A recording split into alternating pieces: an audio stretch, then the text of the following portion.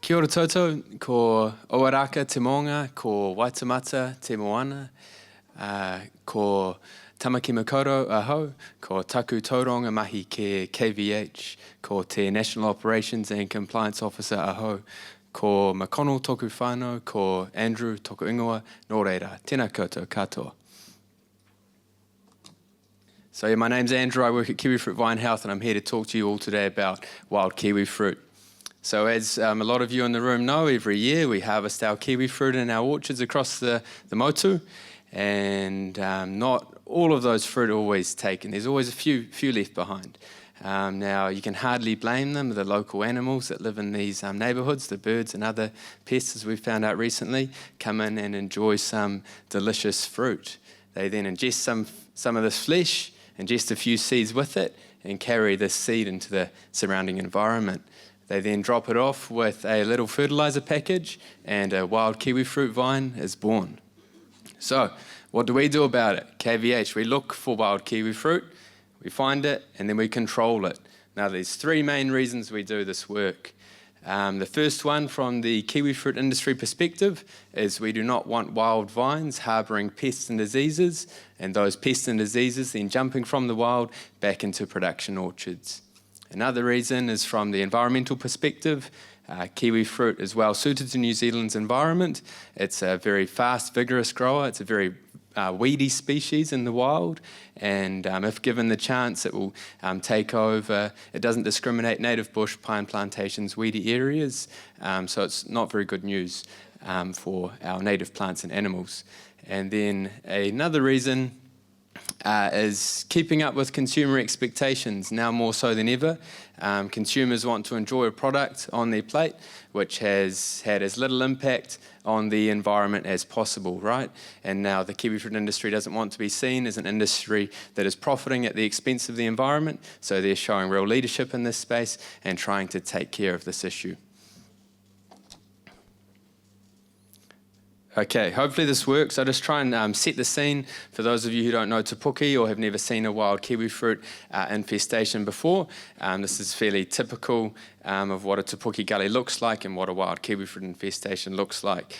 Now, this site in this video is an abseil access only site. At the time, it was one of the largest abseil access only sites we'd ever come across, and the contractors, which you'll see in this video, are down about 100 metres of rope to get to this location.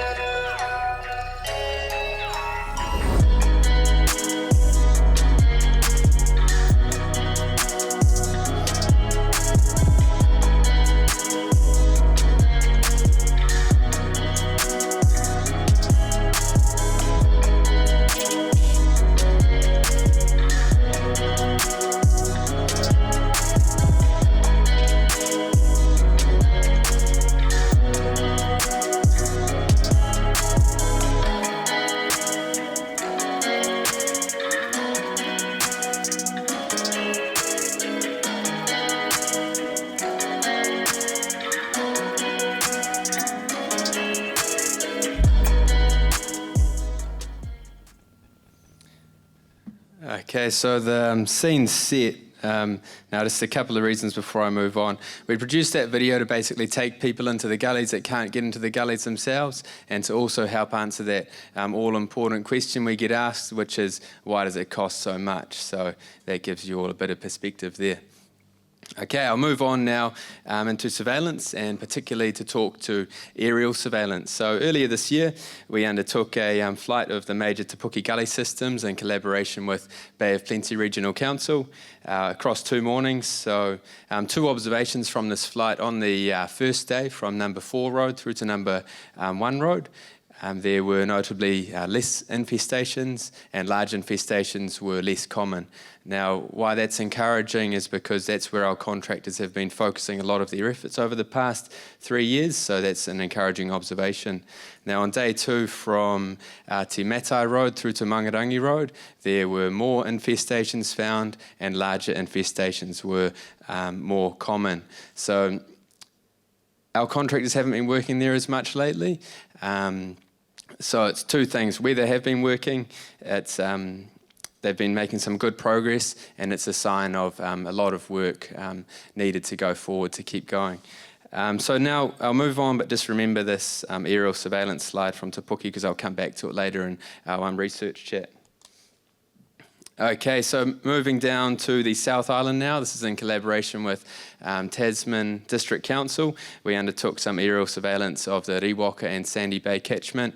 So you can see up there on the map, there are blue shaded areas. Those are kiwifruit orchards, and then surrounding those points on the map, those are wild kiwifruit infestations.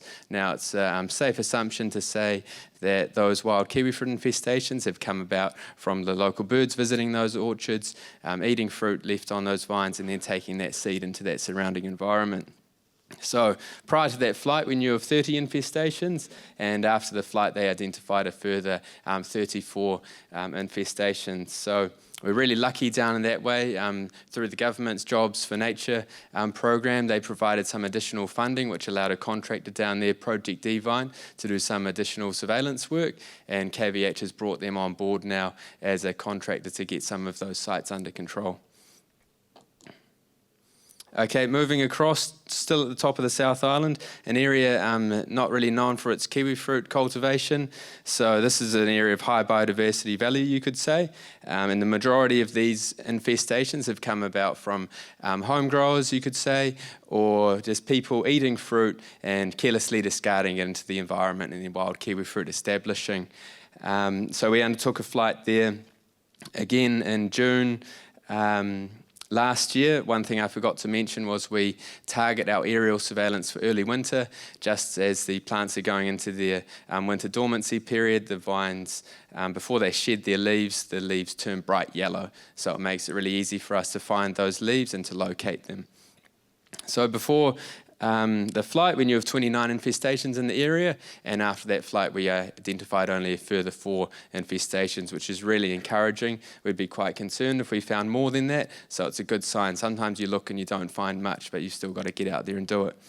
Again, lucky in this area, Jobs for Nature funding enabled surveillance to be undertaken, and some early intervention control work by Naumate Kumanu and Marlborough District Council, and KVH has also jumped on board to help fund some of the work being done in that area. Okay, up into the North Island now, into the Waikato region. So they started recording infestations over there in 2021. Since then, they've recorded 26 odd infestations. They've added wild kiwifruit to their RPMP, Regional Pest Management Plan, which gives us a bit more influence in the region. And we're still on the early stages of building a relationship in the region, and from a KVH perspective, we'd love to get some control underway over in that area sometime soon. Okay, so I've walked through some of our aerial surveillance we've been doing recently. So we've been looking for kiwifruit, and now I'll speak to control. So this summarizes our control data over the past year. Now we have 4 control contractors, 3 of those in the Bay of Plenty, 1 of those in the South Island. Collectively, they had a record season and controlled a number of vines they'd never controlled before. So they controlled just over 16,000 individual vines. Where it's not practical to count individual vines, they record the meters squared of matted areas which they've controlled too. So on top of that 16,000, they've controlled an additional 2.2 hectares of matted vines. It's across about 85 properties, and the surveillance and control collectively was done to a budget of around $650,000. Now that's made up of contributions from Zespri, Bay of Plenty Regional Council, the Kiwifruit Breeding Centre, KVH, and growers where controls undertaken on their own property, and they're a kiwifruit grower, they contribute 25% towards the cost of that control done on their property. Now what that figure doesn't account for is a lot of in-kind work done by all of our partners across the whole country, so the real figure would actually be a lot higher than that. 2 things up there quickly. The National Wild Kiwifruit Control Guidelines. If anybody's interested, they're available on our website for anyone who wants to get out there and do a bit of mahi themselves. And the other thing down here, so our wild vine diameter summary. This is from our data of all of our Bay of Plenty region control done last year.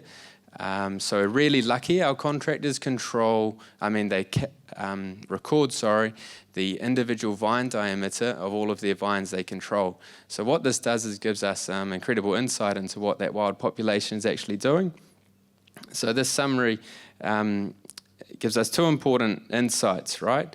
One, it shows we're getting to the vast majority of those vines before they're fruiting in that wild population, and so that wild population isn't propping itself up so much. Most of that seed's coming from elsewhere. I'm not up here to fool you. We're still finding a lot of vines out there that are fruiting, but the vast majority of those up to 16,000 individual vines are in that 1 centimetre vine diameter class.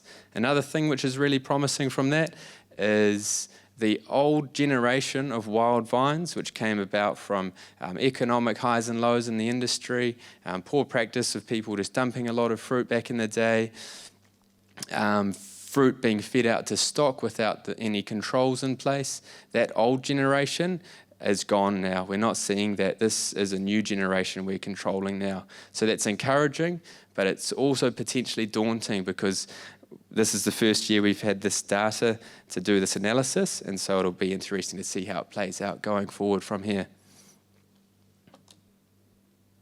Okay, so we've been through surveillance, we find the wild kiwifruit, been through control, we kill it. Now, we could keep doing this for a very long time. As long as kiwifruit's growing in New Zealand, we're going to find wild kiwifruit, right? We're not going anywhere, but what we do want to try and do is to work a bit smarter and get a bit more bang for our buck. So we've got a couple of research projects on at the moment, which I'll talk to briefly. This one here, spotting wild kiwifruit from space. This came off the back of a Zespri project where they wanted to be able to identify cultivars from space.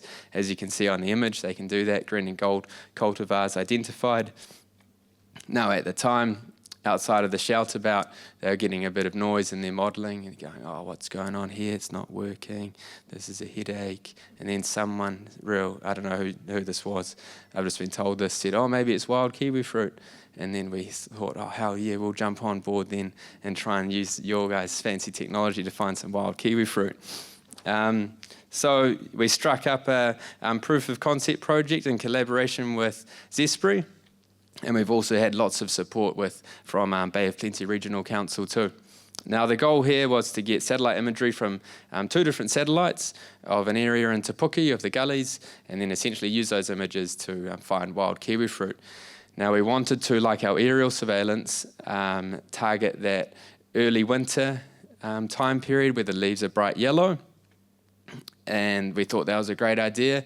but it was a bit of a flop really. One thing we didn't account for was in these deep gully systems in the middle of winter, you've got the low sun angle and a satellite flying over at who knows what time of the day. Half the gullies are in shade, so you've got one image where half of it's black, and you're lucky if you get a bit of your kiwifruit or weeds and whatnot on the other.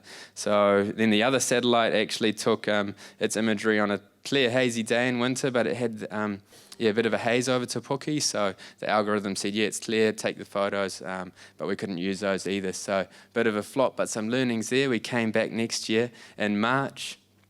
We scrapped the winter idea and went to target the brighter, the big broad green leaf.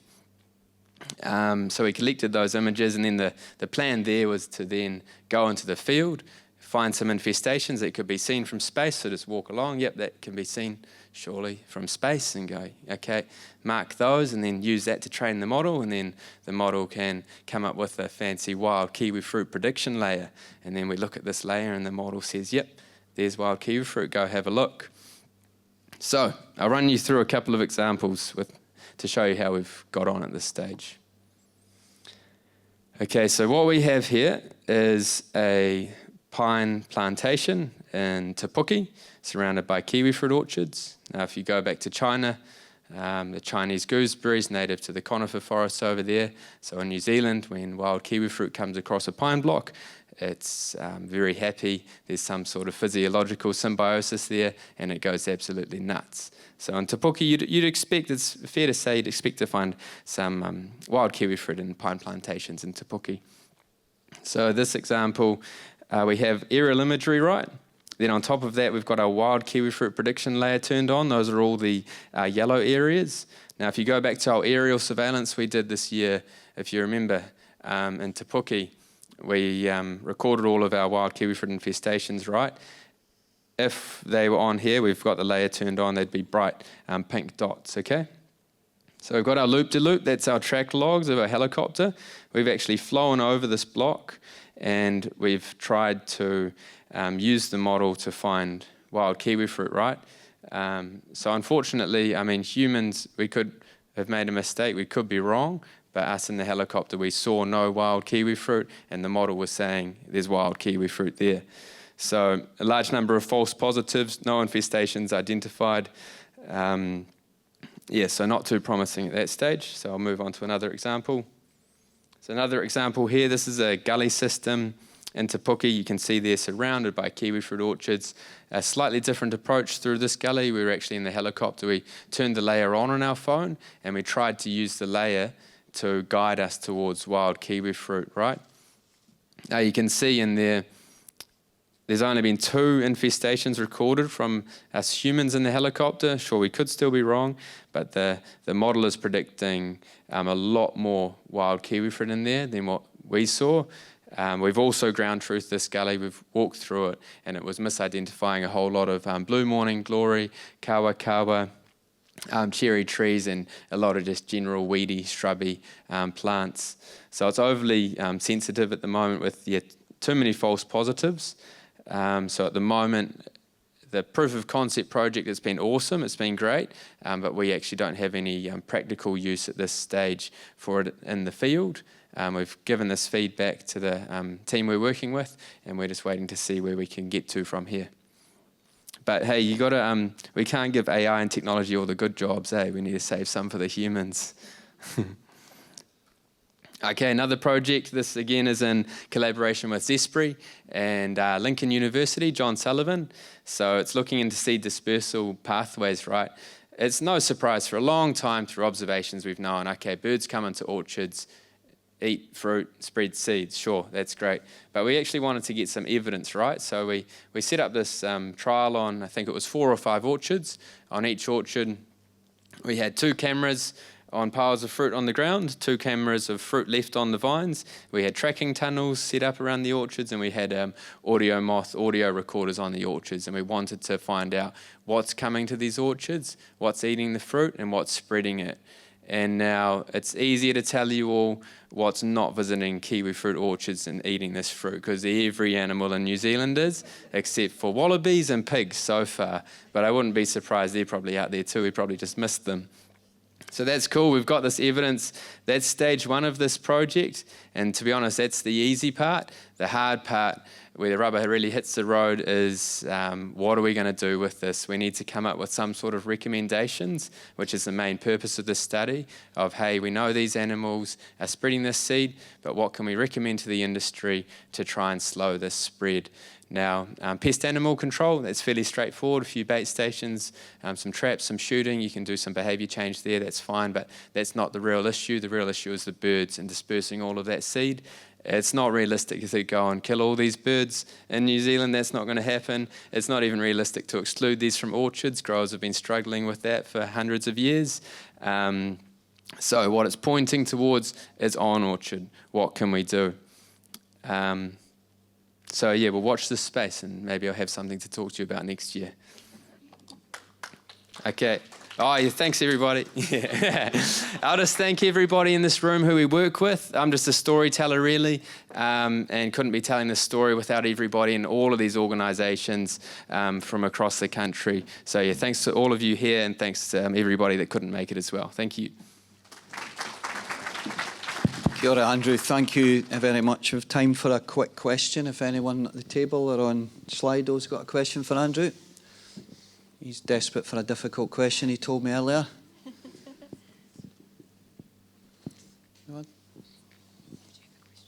2 seconds, we'll get a microphone to you.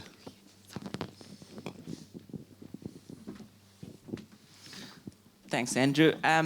You mentioned 16,000 vine was destroyed or cut down. So do you know what proportion, like gold and green? Do you have the data on that as well?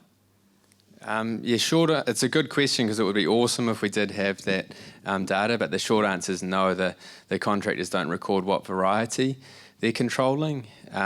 Just through observations, I can say that the vast majority of those are Hayward, green, small number are gold.